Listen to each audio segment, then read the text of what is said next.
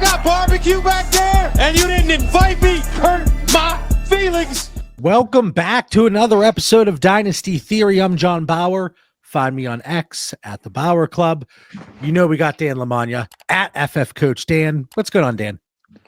JB, good to see you here tonight, man. Enjoying a little Monday Night Football as we record and, reflecting back on another weekend of highs and lows. We think we know it all at Dynasty Theory, and every once in a while the fantasy gods have something else to say. But looking into diving into some player takes today and hopefully helping our listeners out.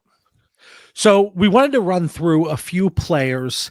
You go over to dynastydaddy.com, a few players that have been the most traded over the last week, and you'll see why they're the most traded whenever we get to them. It's a fantastic free resource, but obviously it gives you an idea of what some trades are in existing leagues, and it kind of helps you navigate in your leagues. So we have 4 popular trade targets we're going to get to eventually. But Dan, of course, we got to start with some news that came out today. Christian McCaffrey, he hits the IR. It sounds like at least 6 weeks. So pretty much he's shut down for the season here. And then I'm glad we recorded later tonight and we didn't bump up the timeline at my request as I typically do. Jordan Mason hit IR. So there's so many things happening here in San Francisco. CMC goes out. Okay. A lot of people that have CMC, myself included on several rosters, also have Jordan Mason. And they're like, okay, this is a plug and play situation. You lose McCaffrey. Okay. It stinks, but you have Jordan Mason. Well, now he's out with the high ankle sprain. He's on IR. It seems like it's Isaac Guerendo season. So before we get to Sir Isaac over there, Christian McCaffrey, Dan, a lot of questions in the Discord throughout the day.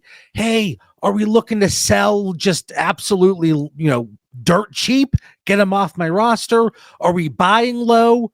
How are you navigating the situation?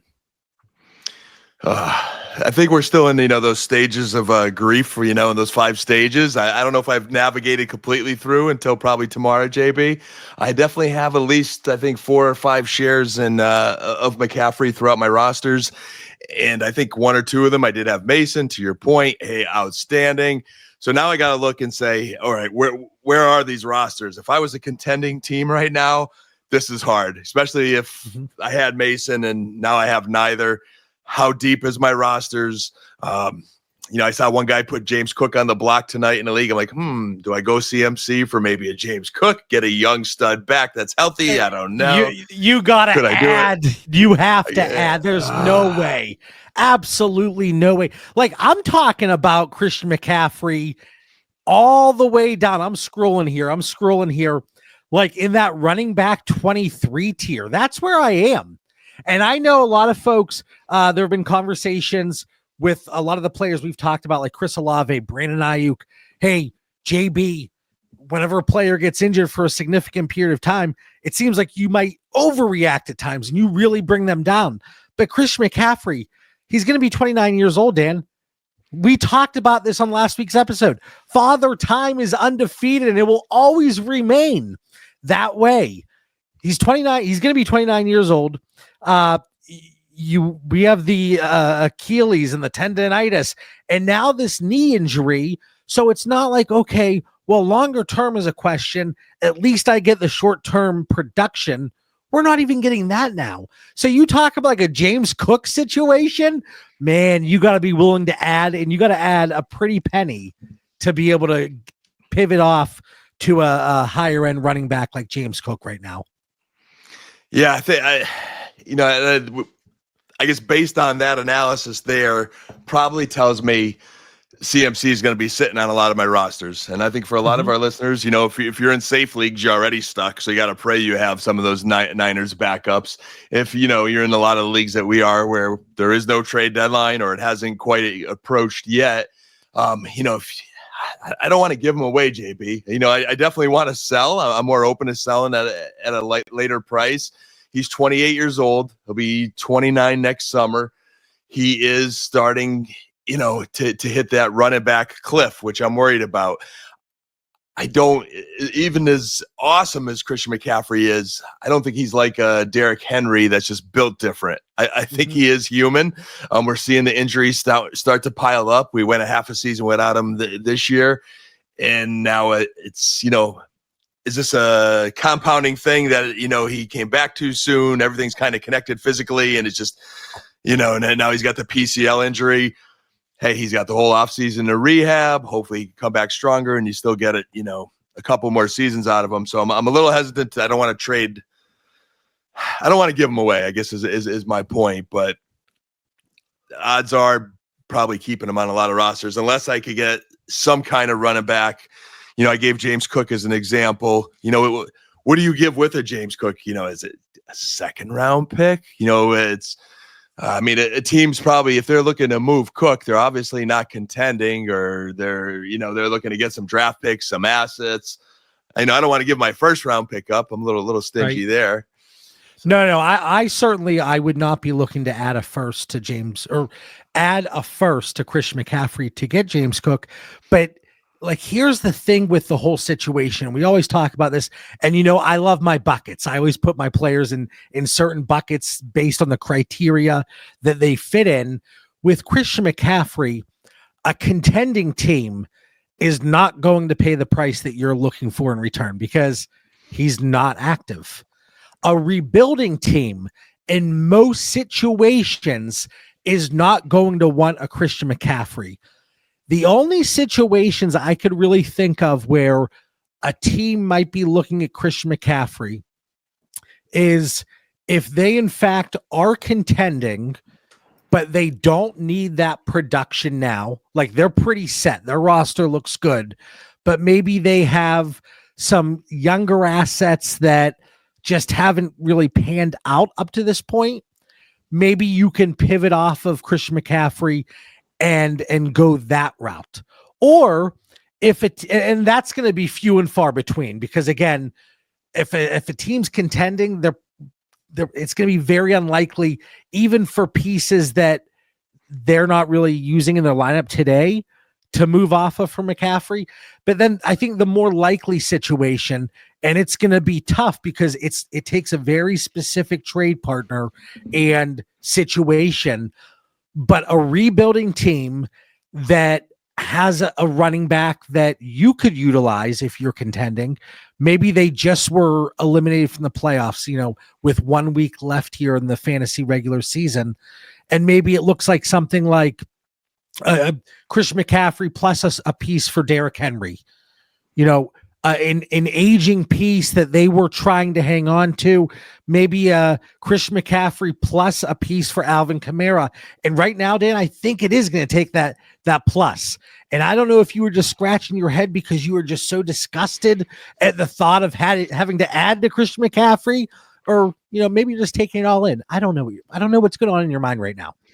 I'm thinking a lot of things, and I'm thinking I came out too lofty with an example, and that's only because it was fresh in a league tonight where someone absolutely put Cook out there. So, maybe you drop down a tier. I think of, and I like where you're going with it, the team that's, hey, not going to make the playoff. They're not going to win this year. They're looking at next year, middling type roster.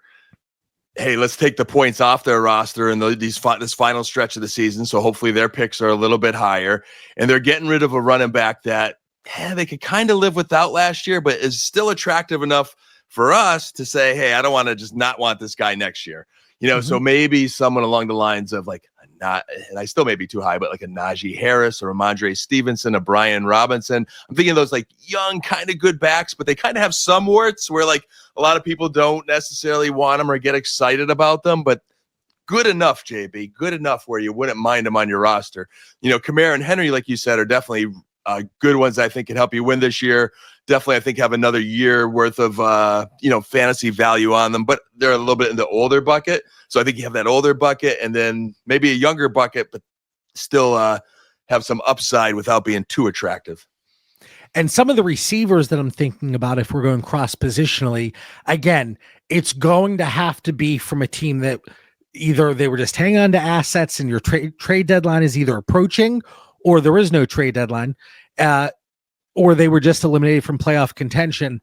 But the obvious guys, like a Cooper Kupp, a Tyreek Hill, a Calvin Ridley plus a small piece, maybe Courtland Sutton plus a small piece. So depending on how your roster is constructed, that might make sense. But also, Dan, there might be situations, and I know there's going to be some like this for me, where because of the value, whether it was in the startup, whether it was in existing leagues where the running back market was just so depressed, that I have a lot of teams built around running back. So yeah, I'm missing out on McCaffrey, but I didn't have him for the first 9 weeks of the season, right? So it's not like I'm really missing out on all that much. So if you can weather the storm and there isn't a market, I think the most likely of outcomes for me, and probably you too, Dan, is that we're going to be hanging on to McCaffrey and hope that we can at least get production in usable weeks next year, even if the longer term outlook, and it's like this for every running back, but even if the longer term outlook is not fantastic. Agreed. I like the cross positional look first, because there are a lot of teams I've noticed across dynasty leagues where they are thin at running back, and now this might be their opportunity to actually get one at a good value. There are more rosters built with depth at receivers, so if you could get somebody there on a deep roster, it's worth looking at. If not, again, hey, wait a year, let the guy rehab, let the rumors swirling about him coming back, and you'll get more later on. And hopefully, like you said, we've went this long without him. Our rosters are strong enough to prevail. Right. So Jordan Mason, like, he's going to IR. His value, all the value was built in with production with McCaffrey out. So his contract is up in, I believe it's 2024, but he's a restricted free agent. So he's probably going to be on that 49ers roster next year, but I'm not putting any stock in Jordan Mason. Like, I don't even know if I'd want to offer fourth for him just in general. Like, that's where I am. Like, he went from being a potential mid-second value again, if we could use him over these next 4 weeks, to worthless. Because that's what, people talk about, well, it's dynasty, so you got to look ahead. But even though it's dynasty, they're running backs, maybe a 1 year outlook. Sometimes it's a 4 week outlook for these guys. That's how quickly things change, especially when it's a running back like Jordan Mason, who now we can't use down the stretch. Yeah, he went on the block, Jordan Mason, in so many of my leagues fast last year when the CMC went down. And I was in negotiations in one league looking to get Mason where I didn't have him, and I did have CMC, and it was kind of lingering. And then boom, the news came out, and I was like, oh, slow down these negotiations. But to your point, I mean, he's 25. He's an undrafted free agent. I think we all believe he was a product of the system. He didn't get in there right away last year. I think the media was pushing Shanahan to say, hey, why aren't you playing this guy? And he was very stubborn before putting him out there. But like, even before McCaffrey came back, he started hot the first 4 weeks. And then for 4 weeks, Mason was kind of quiet, even without CMC in the picture. And I think there's just a little bit more to this 49ers team this year as well. Like, this is a broken 49ers team. So if they're not humming on all cylinders, I don't know if Sir Isaac, who we may talk about next, is even the answer. But Jordan Mason, certainly. I mean, 4th round, JB, like you said, maybe. If I had McCaffrey, I don't know.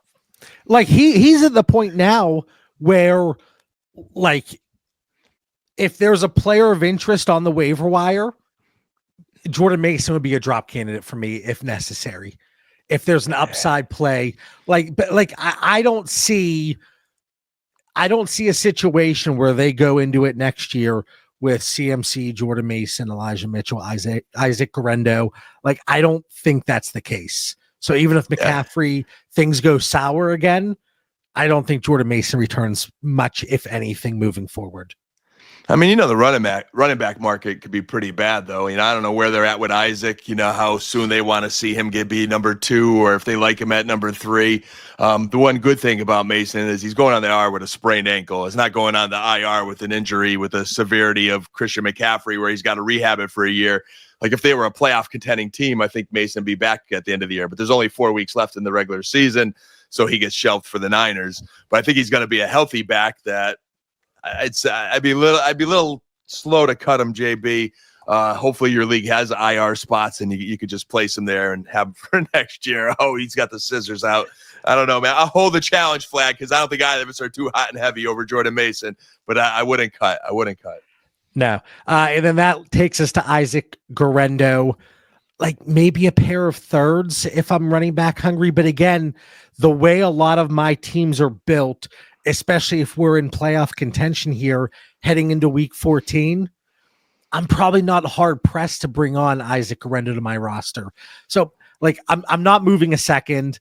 I could see the case for a pair of thirds.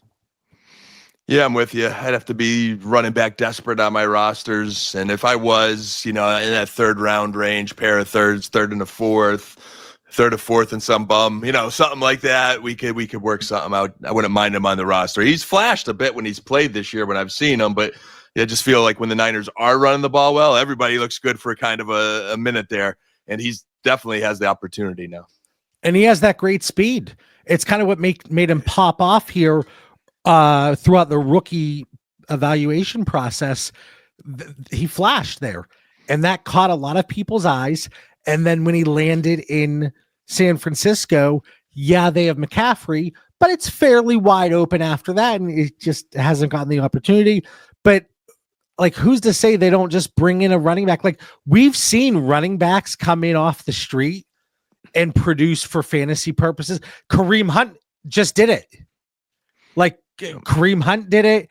The Rams had somebody a few years ago. Oh my gosh. This is killing me. I don't want to spend time on it, but I'm gonna have to dig it up now and throw the name out. I'm sure folks are watching this right now saying it's so and so, you idiot. But it's something. It's something, JB, to watch the market really closely this week, depending on the type of player they'd want to pick up. There's not a lot out there. I think like Leonard Fournette, my boy, is still I think the biggest name on the market. The Niners are more of a re-sign their own guys kind of team, like the Jerick McKinnons, or I'm not sure if a lot where Elijah Mitchell is these days. They normally like their kind of guys. So I think Isaac Guerendo has the first chance. The good news, even though I'm identifying San Francisco as a broken team at 5-7. Their whole NFC West division's kind of broken. They're still only 2 games behind Seattle, so they're not a given up kind of team right now. You mentioned Isaac Guerendo's speed. If he does pop off, JB, how fast and how finicky the dynasty market is. He could be a hot commodity just 1 week from now. Was it Darrell Henderson? They brought him back.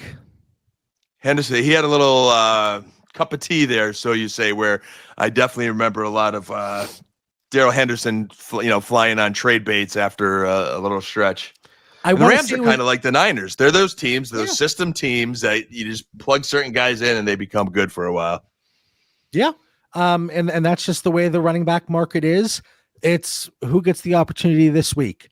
You see these plug and play options, these guys that you can just insert into your lineup whenever there's injuries, and you see these backups go for a third, and it's like, okay, well, they might only get 1 or 2 weeks, but now you have the player like Isaac Guerendo. I always want to call him Isaiah Guerendo, Isaac Guerendo, and maybe he gets at least the next month to really prove himself. So again, I would be cautious, but maybe test the waters. I've seen some trade baits where he's hitting for a second, like they want a second return. Absolutely not. Especially in super flex formats. I'll take one kind of storyline here too, where maybe I would be a little more aggressive in trading that third and fourth, and they did invest in him. He's a 4th round pick. McCaffrey, we know, is 28, 29. They got to sign Purdy most likely to a pretty big contract. This is going to be a cash-strapped team coming up here. Ayuk's going to be back, so I think they want that 4th round pick to pan out. So there is a path there, JB, where he's, the second to an injury-riddled McCaffrey for a year or two, and then it becomes his show. Yeah. There's certainly an opportunity there at hand for Isaac Guerendo to prove himself here. We did have a league tonight that he went for a second, didn't he? Wasn't our boy Zeb? I think Ohio League or something. I think he moved a second for Sir Isaac, and everyone was like, "What is that? Is Zeb?" The jokes were cracking because I think he's got a 1-11 roster, trading someone else's second, not his own. So it's probably like a late second, but it's Isaac also went for a late second today. Also a 10-team league. 10-team, yes. I'll be honest. Some waves. I didn't see the trade. With the number of leagues, I have to have all the chats muted unless I'm tagged. Then it pops up where I get a trade offer. But okay. There's a scenario, and I think Zeb is hoping for that story, and we can say his name out loud because he's our boy. He knows that, but that's a late second and a 10-team for Isaac. He probably sees a path where Niners running back, 4th round, young, super fast, McCaffrey out for a year. There's a path there. You could tell yourself that story. Absolutely. For me personally, it's just not a bet I'm willing to make. So hopefully 20 minutes in, running through some Christian McCaffrey news and situations and trade markets, what we'd be looking to do. Jordan Mason, Isaac Guerendo popping up here all of a sudden with an opportunity as we go into week 14, the final week of the fantasy football regular season. All right, on to some of the most popular trade targets over the last week. Jonnu Smith, 358 trades in the last week. And I filter it down based on Superflex, like 12-team and plus leagues. So there are some filters in there. But when we run through all of the players here and we say the number of trades, they all have that same filter. But Jonnu Smith, 358 trades in the last week. Dan, you look at these last 3 weeks for him, and we talked about him in passing last week. It was with the Tyreek Hill discussion. And of course, after he popped off against Green Bay this week, I had to put that little clip out there and say, Dan and I were talking about him, and he goes off again. This dude, he has 30 targets in the last 3 weeks. He's averaging 100 yards a game, a touchdown a game, like 8 receptions a game over the last 3 weeks. I think this continues. I really do. I'm looking at tight end premium leagues, and we're in a ton where it's 2 PPR for tight ends, where you have to start 2 and maybe you get a small premium as well. So the market is certainly inflated. I moved a share of Jonnu Smith on an absolute dumpster fire team, like just accumulating picks, 1 in 12, I think, up to this point. I moved him for a 2nd and a 3rd, I believe. I would pay that if contending as well. I think, and you'll see when we get to the trades here, there are still plenty of opportunities when you have these guys that seemingly haven't done all that much previously in their career, and then they start to pop, especially at the age of 29. There's bargains to be had. Is that how old Jonnu is? He's old. He's old. He's a grizzled vet. I gotta pull him up here right now. And that's, and I think we talked about this a little bit earlier. Like, I don't know if it was last episode on or off the air, but I used to be a Jonnu guy. And he's a freak of an athlete. Love Jonnu. And he could do some things after the catch.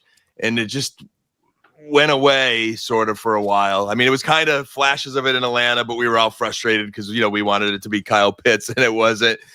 He's created a market for himself. And I definitely think it's good for the rest of the year.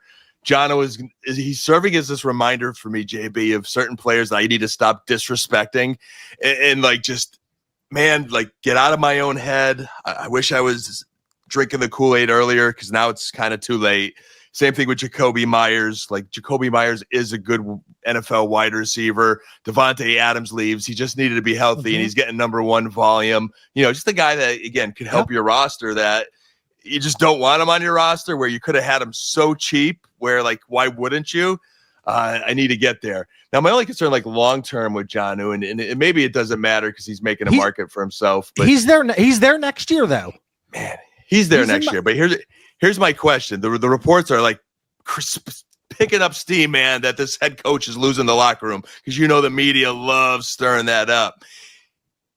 What happens if he's gone? Who's the offensive coordinator there? Is it a whole new offense? Because Jonnu does feel like a product of this offensive system. And, Miami's head coach there, Mike McDaniel, he to me falls under that bucket where I just wish this dude was an offensive coordinator with a real good head coach to shut him up and just have him focus on calling plays, because he calls plays really good. Tua gets the ball out of his hands fast, and there's some fantasy value there. But he is a lousy head coach, John Bauer, and I just, I see this ship sinking at some point in Miami. I just don't know when it is.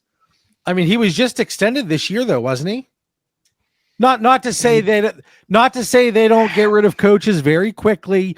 The leash has become very, very short, but at his current price, if contending, especially in tight end premium formats, he's a player that, based on when we always talk about production versus cost to acquire, this dude is a slam dunk for me. So let's very few trades here. I didn't want to completely inundate folks with trades, but people will be happy. Trades are back up on the screen here. So if you're listening on the podcast feed, check it out over on the YouTube channel as well here at DD Fantasy Football. Throwing the trades up. If you're watching the video, make sure you hit that like button. I know you're already subscribed to the channel, and then leave some comments here. Any of these players, if you have actively been looking to acquire, if you're a contender, if you're looking to solidify that roster as we gear up for the playoffs, let us know in the comments. All right, Dan, Jonnu Smith in a 25 third, or J.K. Dobbins, who just hit IR, 12-team Superflex, start 11, PPR, extra half point for tight ends. Dobbins is one of those guys weekly that I think of you, John Bauer, every week, because you and I have had some fun battles on the show from time to time where we're, in or out on a guy and making the case, and, we'll go through a stretch like, I got JB. He didn't know what he was talking about with J.K. Dobbins, and then of course he gets hurt for the 18th year in a row, and John Bauer's I will never take an injury victory lap ever. Gotcha, which is fair. Because there's dudes that I absolutely love, and they get injured, and there's nothing that grinds my gears more than seeing somebody tweet about somebody, and they're I said he was in a void. Well, the dude's injured. Okay, I get it. But dude, Dobbins looked good when he's been active. He's looked good. He did, and I'll always give you that, JB. We can say a lot of things about you, but no one cannot say you're not classy. You always take the high road, no doubt about that. I wouldn't say I'm classy, but at least when it comes to injuries, you know what I mean. High ethical, moral grounds of fantasy football, but this is a tough one because I was, definitely on the Dobbins train. I am. I'm just so rooting for the guy. He looked really good. He's with a good team that's, believing in him. Yes. Oh, no, your mic's good. You're good. I saw you just check it. Yeah, I was like, what did I do? I want to look at all of these because I was thinking about this too when I was answering these in my head prior to the show. I want to look at all of these as if we are contending. So just keep that in mind as we're going through these. All right. Look, from a contending standpoint, knowing that he's shelved, I was a little, it's a half point premium in this example you're given. So I'm like, sometimes that shies me a little bit away from the tight ends. But if I'm contending and I need a tight end, I want Jonnu the rest of the way. I feel like my investment's protected a little bit with that third, which is nice because it's a start 11 league. So I like that extra depth piece. So I'll go Jonnu in a third here. It is close for me, but contending, I'll take the tight end who's going to score versus the running back who's shelved. But I'm even thinking about it in general. I agree. I'm taking Jonnu there. But think about Dallas Goedert, Mark Andrews. They're 29 years old, same age as Jonnu Smith. Think about their price overall and the trades we see involving those types of players. Sure, the market is kind of softened on Dallas Goedert because of the injury. Andrews, he's kind of returning to form a little bit, but neither are giving them anything over Jonnu Smith. And Jonnu Smith has been more productive. And I just think about the age, the contracts, the situation, the ceiling. Yes, if McDaniel is not there in 25 for some reason, or the offense, they take a philosophical shift. Yeah, it's going to hurt. But like you said, Jonnu Smith is just the perfect tight end in that system, an athletic freak. We saw in every stop along the way. Tennessee, New England, Atlanta. Coming out of college, he has that rasp. Like everything about him screams athletic monster. And like you think about all the players Miami has, it's all speed. Running backs, wide receivers, tight ends, it's everywhere. Yeah, he fits that perfect. And, you give these examples, even a non-athletic freak. I joke with you only because I know you've had a history of a lot of rostership of Austin Hooper. But given the opportunity in some deep leagues, he's helping you as he's scoring. He's being utilized. So he's a top 10 tight end over the last month, Dan. I can't even understand that, Somewhere in an alternative universe, ladies and gentlemen, like in JB's fantasy world, Russell Wilson and Austin Hooper is actually helping JB win money. Like he's putting his roster where he needs. In that universe, they're on the same team. Maybe here in Pittsburgh. Enjoy, friend. Enjoy. I give you that. But Jonnu, who's even more athletic than Austin Hooper, he did well, even if things did kind of change in Miami. I mean, he did show he could produce in Atlanta. He's going to be good for a few years. Again, 1.5 is enough. I would take that investment there. So good trade for that side of the deal.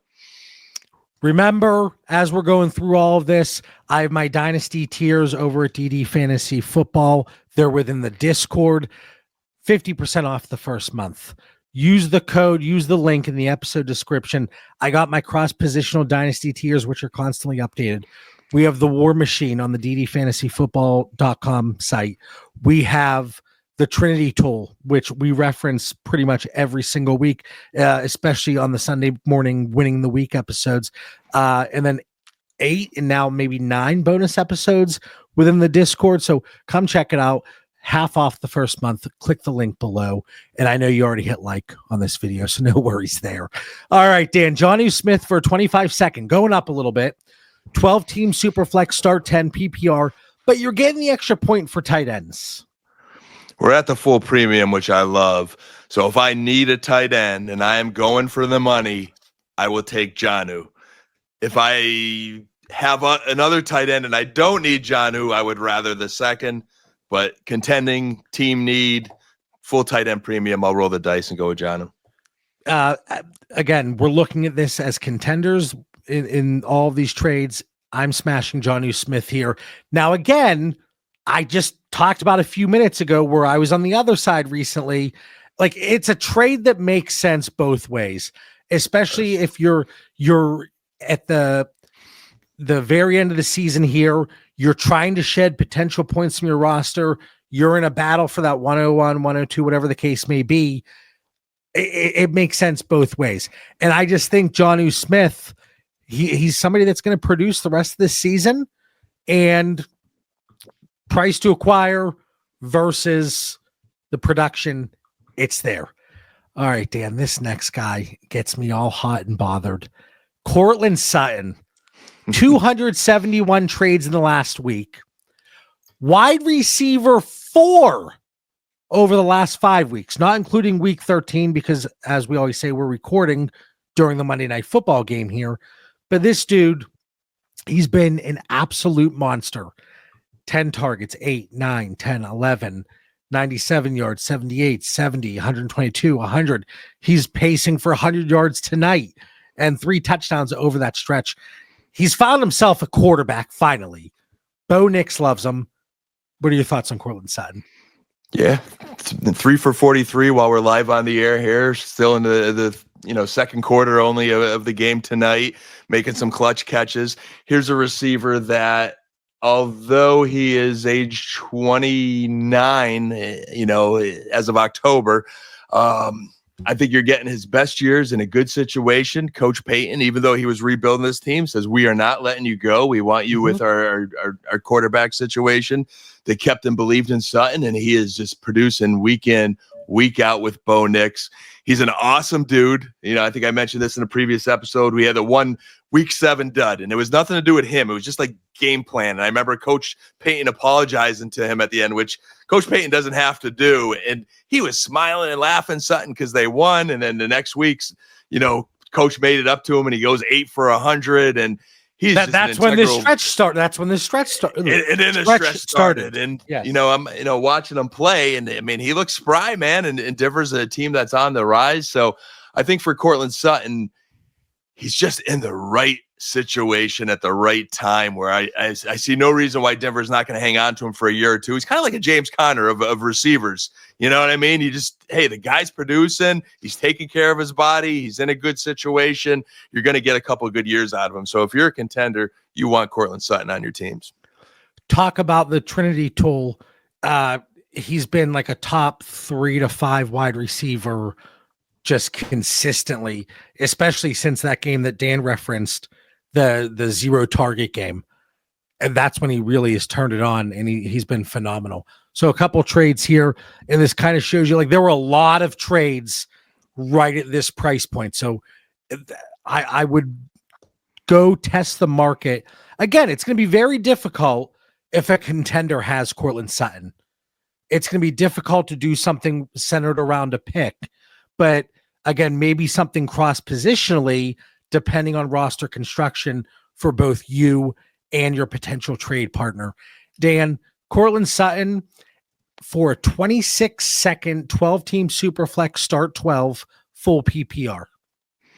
Yeah, I'm surprised I'm saying this as I watch Jameis Winston just throw a pick six, JB. Anyway, Courtland Sutton for a 26-second. That's like an eternity away from me. I value that 26-second as like a third today.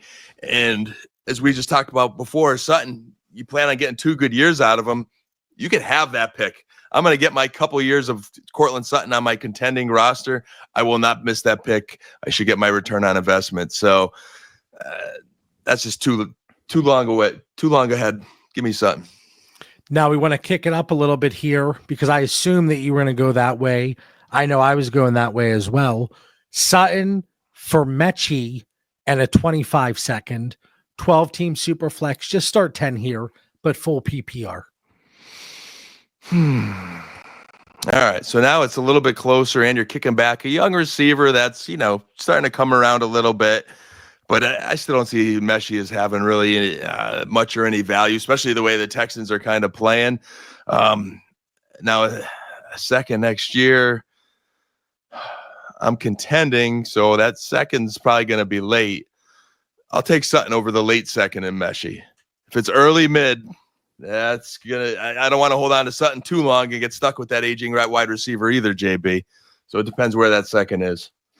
Yeah, it's crazy because it happens with Jonnu Smith. Again, I cashed out at that second price, but it's happening with Courtland Sutton because I have 25 to 30% exposure across my dynasty leagues. And there's a few that aren't contending. The trade deadline hasn't passed. And I've had people say, well, what are you looking for Sutton? Which obviously I love how that conversation starts. But then I had one person come to me immediately after asking and said, hey, I checked a few things like Fantasy Calc KTC, didn't realize his value went up that high. I'm probably not interested anymore. So people want him. They just don't want to pay for him, even though he's giving you that production. And it kind of leads us into this next guy, but Mike Evans, 195 trades over the last week. And it's funny because people are willing to pay the first for Evans, but they're having a really hard time paying the second for Sutton. Both 29 years old. That's a lie. Mike Evans is 31. Evans is 31. Oof. As soon as I started to say it, I was like, that is not right. So a 2-year gap there. And plus, people are far more willing to pay the price for Evans than they are Sutton. And that market inefficiency and that discrepancy there, like if I had to decide, I think I prefer Sutton at his lower price than Evans if I had to move a first. Yeah. And again, I think Sutton falls in that Jonnu Smith, Jacoby Myers category we were talking about. It's like, hey, stop the hate on these guys. Get them on your roster because you get them at a good value, especially if you did when the timing was right. Mike Evans is in some ways similar because he's in a great situation in Tampa Bay, but if you're a contender and you're getting a receiver, Baker Mayfield's number one receiver, the way that offense has been throwing the last couple of years, and there's no reason to say Evans won't do it again next year. I think you want him. I think you do have to be a little careful to overpay because you do worry about injuries, starting to sneak up with Mike Evans. But overall, I think you want him on your roster. When he's been healthy overall, you're going to get those big splash weeks. So I want to do this as we go through all four players, but between Jonnu Smith, let's assume 2 PPR for tight ends, and Courtland Sutton, based on the trades we talked about and the prices we've discussed, if they were both available, because obviously that's not the case in every league, if they're both available at their respective price, and you can't say you'll take both, who would you prefer? So what order at their price, Sutton or Jonnu Smith? I thought you were giving me Sutton and Jonnu for Mike Evans. I was like, deal, but you're not. Who would I like at their price, JB? I'd be a Sutton guy. I think he's the best of all worlds there. Jonnu would probably be second if it's a full tight end premium, and then it would be Mike Evans. Because again, Mike Evans is hitting that window where if you don't get something for him soon, you're not getting anything at all at some point. He's could be nearing that Devontae Adams category. Not there yet. You just stole the words out of my mouth. Like I'm staring at Devontae Adams, wide receiver 43 on Fantasy Calc. Like he's getting, right there. Luckily, he didn't have the move mid-season. Who would have known that moving from Gardner Minshew / Aiden O'Connell to Aaron Rodgers was going to be a downgrade for Devontae Adams, but here we are. So now it brings us to Mike Evans. First trade on the docket, Godwin in a 25-second or Mike Evans, 12-team Superflex start 10 PPR. And we're contending. Ooh. I mean, if we're contending, and boy, I'm going to, if I need to get into the playoffs, if I'm a little on the cusp or whatever the case may be too, they got a nice juicy matchup versus the Raiders maybe this week, Chargers next week, then the Cowboys.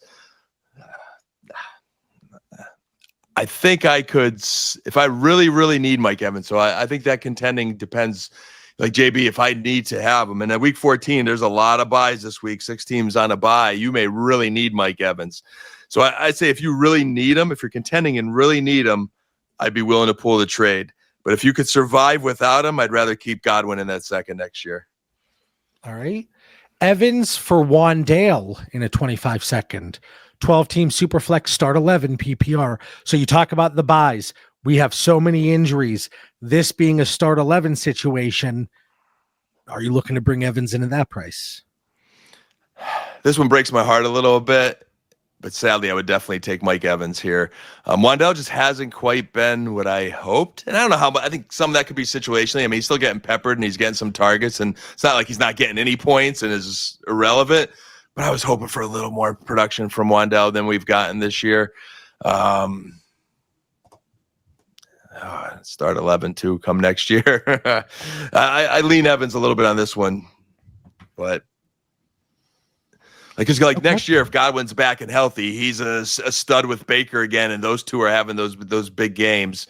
Although Godwin's injuries are starting to mount a little bit too, but he's younger, but he's had some serious injuries, so that's an uphill battle. Now I'm talking out both sides, JB. It's kind of if you need Evans to contend, I'm going with him again. If you could go without, maybe I hang on to my boy Wandale, because sometimes I give up on my boys too soon, Jonnu Smith, and look what happens. That's why you refuse to give up on the Trembler. Look at the air yards he got, or the miles he put in those routes. No, actually, I did watch that game, and I took him as a sleeper in DraftKings, and he had, what was he, like 5 for 70 or something, 5 for 77 this week or something. He was a relevant dynasty player, and I did start him like you did Austin Hooper, JB. I started a couple of Trembler shares, who's only like 22 or 23 years old, and he produced. So never give up right away. But I can tell you, Tommy Tremble, he's one of those guys that's in my blind spot. Like, I just don't pay attention to anything, and unless he. In the game day chat, Dan always pops in. If Tremble has any type of production, Dan's going to be in there. All right. Evans. I got it. You got me on a little tangent here, so I apologize. But for our listeners, like, unless you're a Notre Dame fan, you probably don't want Trembler. But we're in a lot of those deeper leagues where he kind of hangs in there like a rash, and he comes in handy now and then. Now he's been injured for a while, and I think Jatavian Sanders is looking like the future there. I like the way Sanders was. He just got so much more size. But I think this is truly a 2 tight end team. And you're going to see some of that 2 tight end production. And if one gets hurt, I think the other is going to get a lot of volume. So as you manage your deeper rosters, I think there's some value for those guys. But back to Mike Evans and this trade you have here now, JB, J.K. Dobbins and Rashad Bateman. I kind of like Bateman. He's been producing with Lamar this year. Now he got hurt again this week. He's not one of those guys like Dobbins. You got to go along for the roller coaster there. But start 11. If Dobbins is back healthy next year and he's the Chargers back again and Bateman's doing what he does this year, oh, man, I'm going to still lean the Mike Evans side. Yeah, this is one of the easier ones for me. But again, that kind of goes to what our baseline of J.K. Dobbins was, like Dan referenced earlier. So I would go Evans there. In the spirit of the Christmas season, it's like the land of the misfits with Bateman and Dobbins. So you go with Evans, the misfit toys. Yeah, my name's Charlie. Nobody wants a Charlie in the box. It's my that was the Charlie in the box trade. That's the Charlie in the box trade. That's exactly it. My voice is still a little hoarse. That impression, I could do it a little bit better, but that's what we're sticking with today. Mike Evans for 26 first, 12-team Superflex, start 10 PPR. This was where it doesn't even become close, contender, pretender, whatever. I want that first. Again, if you were desperate and you have a chance to win a money in a higher stakes dynasty league where that first prize money is pretty hefty, 26 first is 2 years away. I see a path where maybe you take Mike Evans if you really, really need him and you're going for that pot. But otherwise, I love that first. You're getting out of an older receiver and getting yourself a first, which is ultimately what you want. So the very next one for a 25 first. So if it's the 26 first, let's assume it's a little bit more random because, the further out it is, the more variance it can have. 25 first, are you maybe a little more likely to move the pick, or just because it's sooner, even though it's not going to be as random, if you will? Like how are you viewing that random 26 first versus the probable later 25 first? So like the 26 first, it's like a combination of that variance, and it's just an asset that you can't do anything with for 2 years. I'm more aggressive on my rosters where I kind of look at that as like a second round pick. Now you look at a 25 first next year, just the value is more to me. So I'd rather, again, here's the opportunity to get out of that older receiver and get yourself an immediate asset in a 25 first to rebuild your team, or however you want to do it. Maybe you're deep and you could just move a Mike Evans in your contending team and you're getting a first next year. Exactly. Now my contending team is getting some future in it. I love those kind of rosters. So I'm going to go with the first here. Again, you could definitely make a storyline, JB, where Evans could help you, but I would lean the first. It's kind of how we talked about with Christian McCaffrey. If you have enough depth and you weren't relying on him, even if you are a contender, if the price is right, looking to possibly acquire him. Although I'm going to be very cautious in acquiring a Christian McCaffrey, or holding him if the price was not right, even though you're contending. I like what you're saying there, Dan, and I think it kind of ties into the Courtland Sutton conversation where, assuming everybody's available, which obviously is never the case, move Evans for that first, go get Sutton for that second. I think that's a win-win. Well, it's a win-win-lose because it's a win for you for value. It's a win for you for production. It's a lose for the trade partner. So win-win-lose. There you go. I like that. But then that could also be a win-win-win because if the trade partner loses, it's just naturally a win for you. Anyway, I digress. Now you've lost everybody, but gotcha. I've lost myself. That happens often. Looking at the guys we've talked about so far, and I think you answered this already, and it kind of led into Mike Evans, but at their respective prices in a typical 12-team PPR extra point for tight ends, value-wise, you prefer Sutton, Jonnu, Mike Evans in that order? In a full tight end premium, yes. Right. Okay. And then if that switches to a half-point tight end premium, do you switch Evans and Jonnu? I do, because Evans is close to me. I mean, I love like Mike Evans when he's healthy. Okay. All right. And then finally, and I always go back, I've said this before, but I go back to recent episodes. I check the timestamps. I'm like, okay, did we talk about this player recently? Because I know this is one of your guys. Courtland Sutton, I did it for him too. I was like, I feel like we talk about him every week. And I'm like, no, we didn't. Maybe just in my head, I'm having those conversations, trying to talk to my wife about Courtland Sutton, How'd that go? It doesn't go well, but whenever I'm trying to talk dirty, sometimes maybe I drop Courtland Sutton's name in there. Never works. But anyway, Tony Pollard, 173 trades in the last week. We talk about remaining schedule. He's got the Jags twice, the Bengals, who are giving up 94 points a week, and then the Indianapolis Colts, who can make any game interesting. Like, I know you were in on Tony Pollard. Is there anything we've seen, despite the game script here against Washington this past week, that really took things out of hand early? Anything you've seen from Tony Pollard that's made you get away from your values and your thoughts on him? No, I've been hanging on to him for this stretch, and hey, it was 21 points a week ago versus the Texans. Unfortunately, things went south quick versus Washington, which, I mean, hey, overall this year has been a pretty good football team, especially at home. They just hopped on it in the game script changes, and the volume wasn't there for him. We do know he's better when there's no Spears at all in the picture. But the next few weeks, I mean, it's the Jaguars next week. They're not going to get up on him like the Commanders did. The Bengals the week after, who knows? The Colts should be a good, favorable game for Tony Pollard as they give up yards on the ground. So I like TP. He's 27. He'll be 28 next season. I think we're hitting, we got a few good years. I think that if the Titans could do some things to improve next year, I think he's going to maintain that value next year.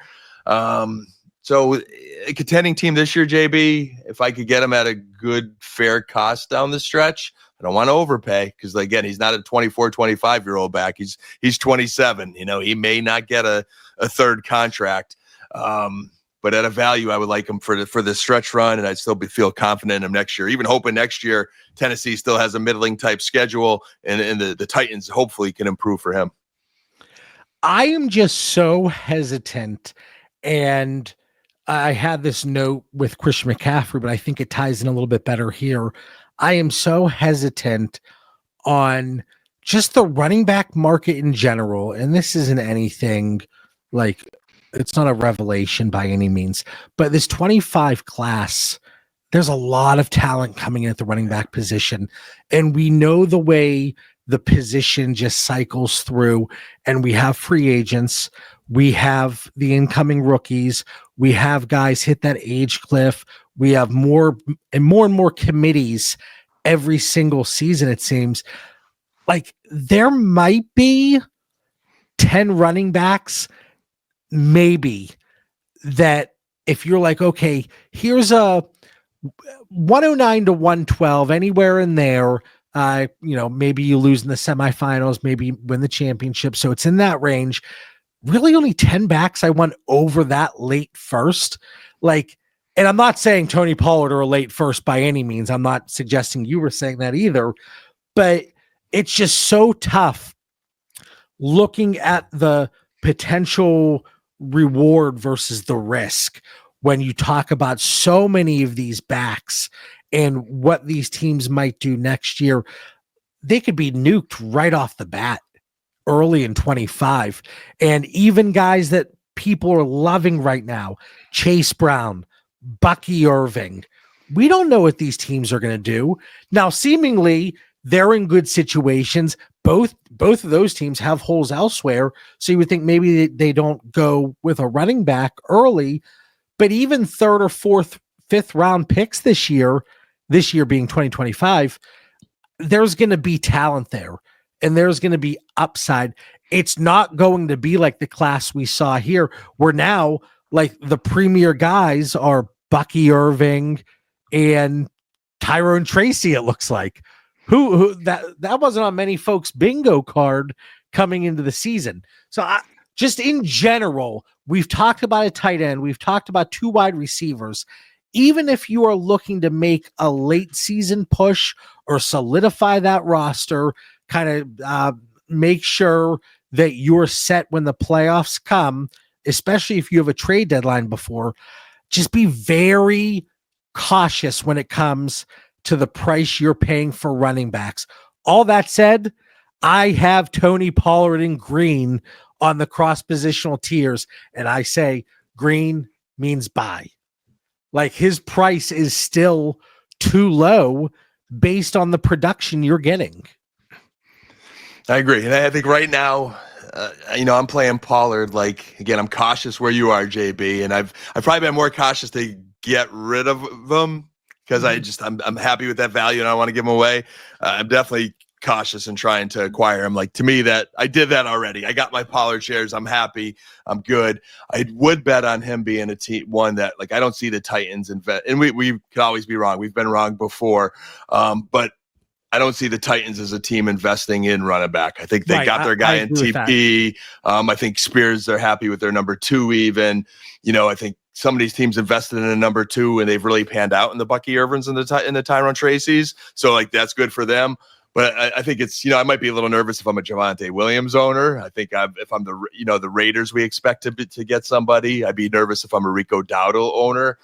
There are some teams that I think, I think we'll be able to project, and hopefully they'll fill up that sweet 25 class you're talking about without interfering with any of our boys on our rosters. So we'll see. We'll see how that plays out. It never goes well, I'll tell you that. Every year somebody's nuked, and I'm just like, oh, you gotta be kidding me. All right, let's get into some Tony Pollard trades. Tony Pollard and Tank Dell for a 26 first, 12-team Superflex start 11 PPR. God, this might be the most perplexing trade in the world here because, I like Pollard. I like Tank Dell. Even this week, I'm like, all right, this is the week Tank Dell goes good. I'm seeing some stats here and there that he's looking really good. It just hasn't quite come together in the numbers. This is the week. And every week, this is the week. And every week passes, JB. It's and never the week. It's never the week. So, like, I don't know how long we can wait for this. Is this just the thing of, hey, they need to fix their offensive line, and that's not going to happen to next year? Is it a little bit of a shift with Joe Mixon? They didn't have a Joe Mixon last year. They tried to force that running game with Damian Pierce, and it never came to fruition. I mean, even the Bills are shifting more with James Cook. And, like, luckily, Josh Allen's so freaking talented. He gets production no matter how much they run the ball. But I'm a little bit worried about Tank Dell as far as having, the value we'd hope for. If you asked me at the beginning of the year, I would say Pollard and Dell 100,000%. But now I'm getting a little concerned. But start 11, we said we're going from the contenders view. So for tonight, JB, I'll go with Pollard and Dell, but I might miss that first very much in 2026. It's I couldn't make the move involving my first. Again, there's a good chance, because I have rosters like this. I think you have rosters like this, where you've been putting yourself in a situation from the offseason all the way through week 13 now, where you've been liquidating assets that rebuilding teams might want. So maybe you don't have any 25 picks. Maybe you don't have a lot of youth on the roster, but now you're looking to get into that 26 treasure chest over there of picks. I couldn't do it personally. I know we're in this episode specifically, we're looking to get points and we're talking about these popular trade targets. Despite loving Pollard, I don't love him enough where he's the centerpiece in a trade where a 25 or 26 first is involved. There's just too much unknown. And hopefully there is something else with another league mate that could potentially happen where you can hang on to that first and get very close to that replacement production that we're looking at here. I think when I look at this trade too, if I am pulling it for Pollard and Dell, because normally I do go from the perspective, JB, if I'm trading a 26 first, we play in the leagues that there's a lot of league integrity, and we want to make sure those dynasty leagues are a good time. So you have to pay for 2026 now today in 2025. And if I'm going to empty my bank account now for 2026, it's got to be a really good deal. So there has been in most of my leagues, even though teams know I like to trade picks, I'm normally saying no to 2026. But if I have a real thin running back room and I just lost McCaffrey and I'm really concerned I'm going to be able to win this year, and you're going to give me Pollard and Dell, again, this is the kind of trade that might entice me, but it would definitely not only be it'd be contending and I have a need. Like, it's really going to help me. So that's where I'm at on that one. So, and that's start 11. It's start 11, so maybe it leans you a little bit there. So I get it. It's two assets. Yeah. And they're young. You'll see like here, one of them, Pollard for Darnold, 12-team Superflex start 11 PPR. I would go unless just I'm in a quarterback crunch. So maybe this is a trade that certainly works both ways. And maybe you've explored other options. The quarterback market's pretty tight and there aren't options out there. Maybe I get the Sam Darnold side, but in most situations, I would go Tony Pollard straight up, especially with it being start 11, where you have the additional positional player that you need to start. It skews the value a little bit when you talk about these mid-tier quarterbacks versus running back, wide receiver, tight end. Agree with everything you said there. I was consuming some fantasy content today, and I listened to this one scenario where they were talking about Darnold. The Vikings are 10-2, and the Niners are 5-7, and they're about to unload a big salary for Purdy. They're like, do you pay Purdy that big salary or Sam Darnold on a bargain? Like, how interesting is that really to think about? But for our dynasty fantasy world, most likely Purdy's going to get paid the loot, and we are here just at the mercy of wherever the market is for Sam Darnold next year. And a lot of these players we're talking about tonight, man, if they're in the right situation, they're good. If they're not in the right situation, we've seen that value drop. So Darnold's a gamble. And right now at this point in the season, I'm with you. I would take Pollard. And the 2025, and at this point, I mean, it's super early, but the 2026 quarterback classes, we could see some of these guys floating around. Like Jonnu Smith has that deflated value, but obviously, he's playing well. Derek Carr, I know nobody ever wants him, but these guys are going to be sticking around. I mean, hell, Jameis Winston might land himself somewhere and get that 2-year contract somewhere and see how it goes. So yes, there is the opportunity there, but with the assumption I do not need a quarterback. And here's the thing too. I put the bubbles on the show notes from Dynasty Daddy. There isn't one quarterback on that list. How about that? There is not one quarterback that is, what are there, 40 dots on there?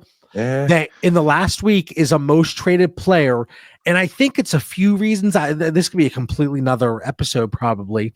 But with the quarterback position, we really haven't seen too many injuries, knock on wood, like Dak Prescott, but he's either people probably just stashed him away or they moved him pretty quickly if they were needing production.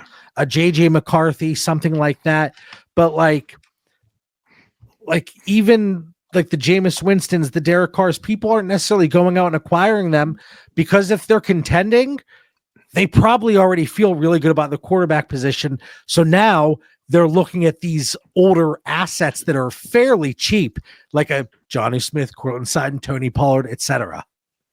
Yeah, the quarterback market kind of happens like that. There are guys on the market because someone just got hurt and then it's resolved and then we don't see it for a while. Where a lot of these guys we see on the market, they're the trade bait every single week. Very often, just the price kind of goes up and down based on production. I had Gus Edwards in the show notes at first because he's one of the larger dots, but I was like, I don't want to talk about Gus Edwards. So I bumped him out of there. All right, last trade. I hope everybody got something out of these conversations. Again, I don't care if you agree or disagree with us. If it gets something spinning in your head, if it sparks an idea, that's a win for me. Yep. Tony Pollard, Adam Thielen for Ricky Pearsall. 12-team Superflex, start 13. Asterisk, disclaimer, exclamation point, start 13, PPR. This might be the easiest. This might be the easiest one for me. Man, I'm Pollard Thielen, even without Thielen. Smash. I just, Pearsall's just that. Even if something breaks in San Fran next year, maybe they move on from Debo. I'm not sure where they're at. They got to figure some things out. But the production you're going to get out of Pollard these next couple of years compared to Pearsall, I'm not that high on Pearsall where I don't see that ceiling. I'm there with you. That might have been We one are of united. the easier ones. We are a united front here on Dynasty Theory, at least for some of these questions. All right, Dan, for the 271st time, final thoughts. Week 13 is now in our rearview mirror. Final week of the fantasy football regular season is upon us. What do you got for our listeners? Man, creeping up on 300 episodes. That's exciting. And we are creeping up on week 14, which is huge. A reminder, 6 bye weeks in week 14. So you really got to be ready to manage through that. It's going to be an interesting week coming up. Manage your rosters wisely. And boy, watch the market. Man, we talked about so many guys tonight, JB, that, boy, look at how their value changes depending on what team they're with, who's coaching, who their quarterback is. Mm-hmm. So don't give up on players too soon. Be really mindful of kind of situation before you get on or off a player. And hopefully our listeners enjoyed tonight. Yeah, talking about several popular trade targets, Christian McCaffrey, the impact that it's going to have there from a running back perspective in San Francisco. Hopefully you all enjoyed this week's episode. For Dan Lamagna, I'm John Bauer. And don't forget Mitch Sorensen. He's feeling a little ill, but hopefully Mitch fight through. We need you back next week, buddy. Hopefully you all enjoy this week's episode. We will catch everybody next week. Best of luck here to finish up week 13, and let's rock and roll in week 14. Peace.